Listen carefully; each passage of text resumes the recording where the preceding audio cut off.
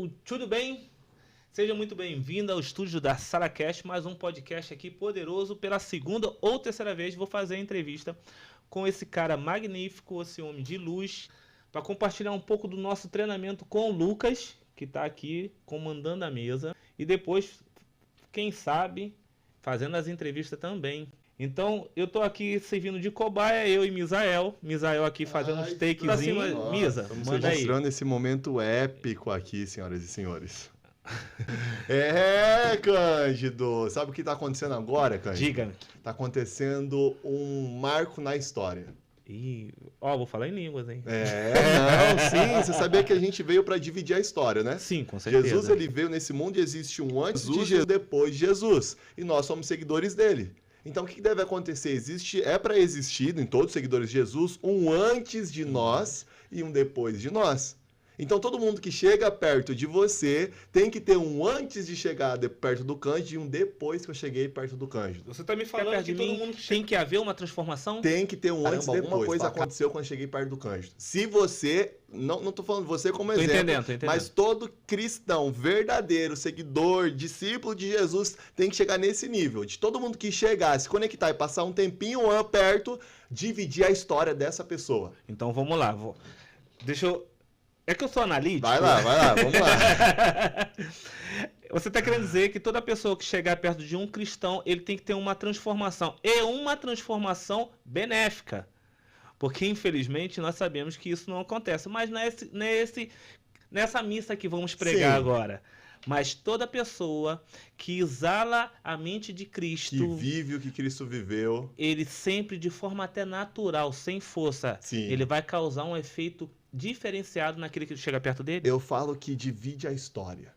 Top. Não é o que Cristo fez? Dividiu a história? Sim. Eu como cristão, você como cristão, você que está nos assistindo como filho e filha de Deus, você tem que dividir a história. Vai dividir a história do mundo? Talvez não. Mas eu posso dividir a história de um mundo.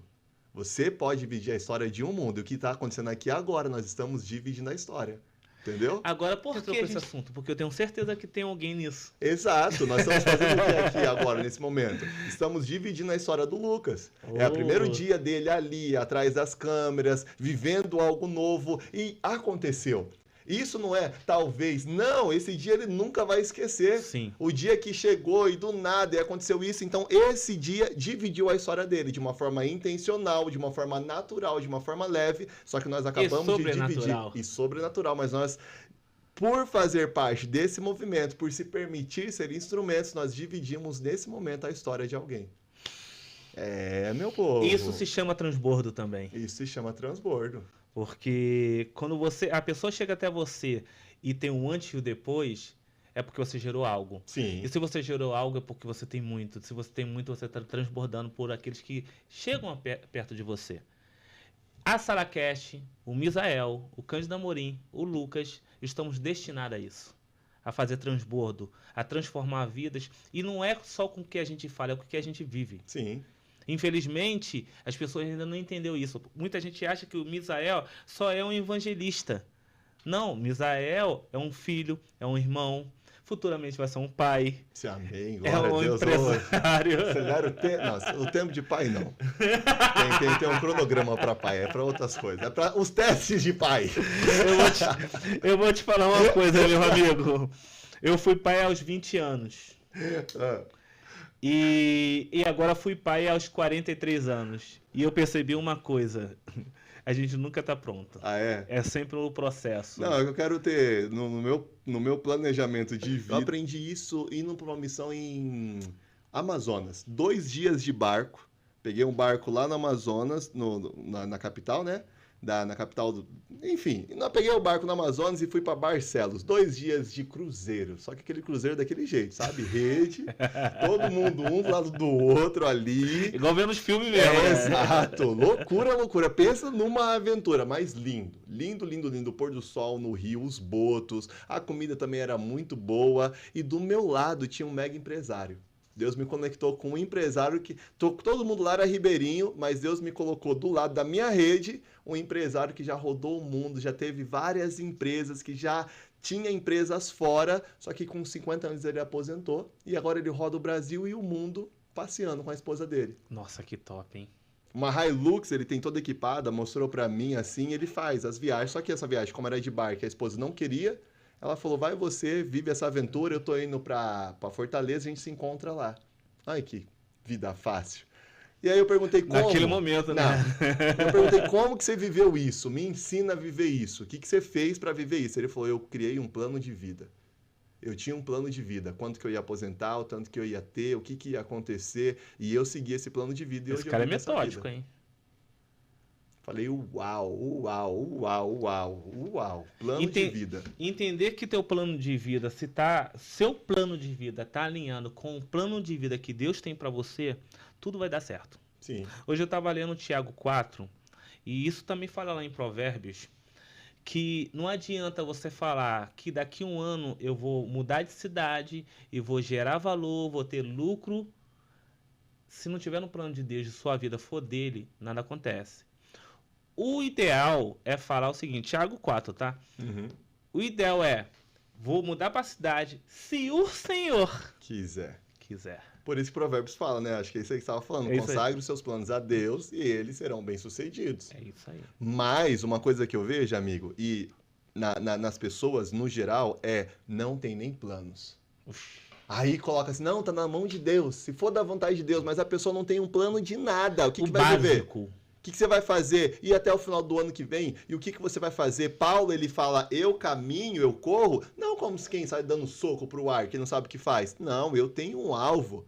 Deus vai abrir as portas ou Deus vai fechar as portas, mas não importa. Eu sei que eu vou caminhar, eu vou planejar, vou colocar nas mãos de Deus, só que eu vou fazer o meu plano. Agora não, vamos ver o que vai acontecer. Até Jesus tinha um plano, o plano da redenção, o plano da cruz foi criado.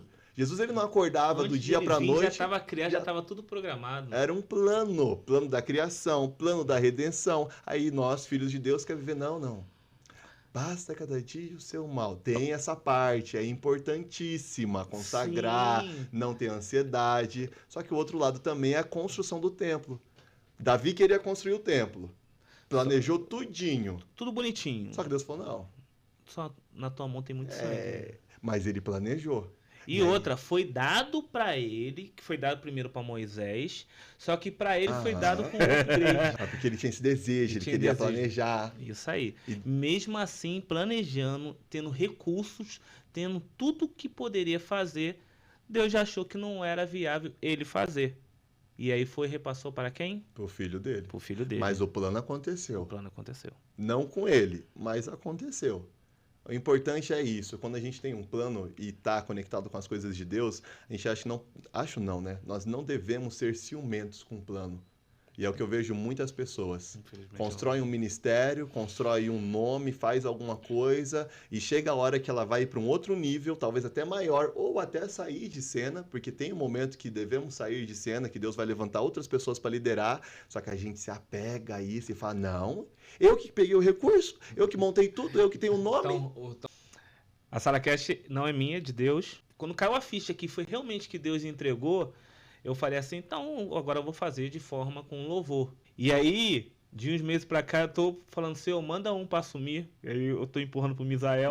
Ah, é uma empresa, é isso, aquilo. Mano, pode ser o que for, mas é de Deus. E se tiver de passar como se chama? O bastão, Sim, eu não tenho problema nenhum, brother.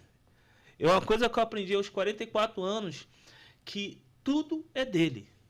E eu não me prendo mais. A única coisa que eu me prendo é a ele e a minha família.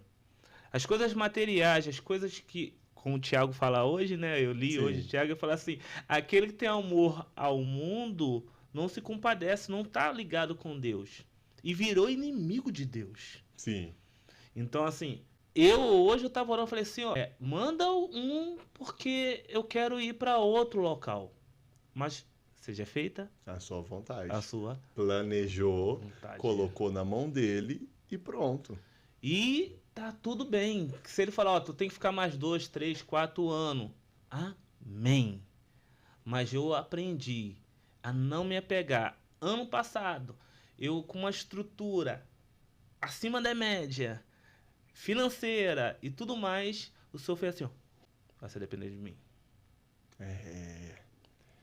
Por meses. eu ficava como? Não, se eu recorrer assim, recorrer assado, arrumar um advogado assim, assim, assim, assim, eu pego, papo, ainda vou ganhar juro por causa disso, por causa daquilo. E eu olhei assim, teve uma hora que Deus falou assim, você não entendeu? Sou eu.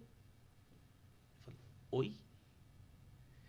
E ter essa mentalidade de entender que é Deus que te dá. É engraçado que Paulo fala, né? Aprendi a andar com abundância, mas também aprendi a andar com escassez, com dependência, como se fala?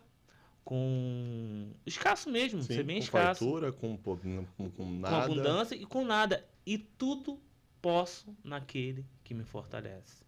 A única coisa que eu falo com o Senhor, eu falo, Senhor, não deixa faltar o pão. Aí a Bíblia já fala isso, Sim, que não vai faltar o pão. que não vai. Ele falou assim, falta comida para os pássaros, Uau. né? Falta alimento, falta o que vestir. Se vocês que são mais importantes do que eles, eu como pai, não darei isso a você? Falei, uau!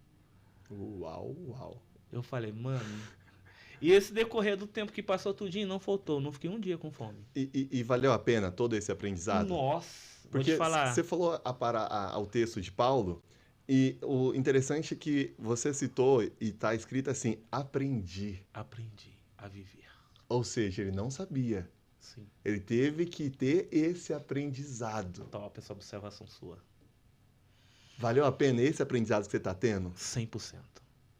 Eu lembro quando foi profetizado, foi dito, foi falado para mim que ia acontecer isso, eu falei, não. Em nome de Jesus estava repreendido. Repreendi, até falei que a pessoa não era de Deus, coitada. Deus mandando o profeta falar, ou a profeta falar, mas muitas vezes a gente não quer aceitar, né? Claro, porque é doloroso. Sim. Mas uma coisa que eu aprendi também, que o ouro ele não fica mais puro no gelo, ele fica no fogo. É no fogo que você é moldado, você é purificado, você é melhorado. Ninguém cresce, ninguém prospera na abundância de tudo que você quer. É na escassez mesmo. Davi, foi porque começou a lutar com um leão, com Sim. um urso, depois com um gigante, que eu não vou falar gigante, porque não era gigante, ele só tinha estatura alta. Gigante é Deus, gigante somos nós. Amém. Aquele filisteu incircunciso, eu não sei nem falar direito o nome dele, incircunciso. Ali, naquele fogo que ele cresceu. Paulo, você vê que no início, a gente já falou até sobre isso, Paulo extremamente rígido, como eu era. Extremamente rígido, até com os irmãos.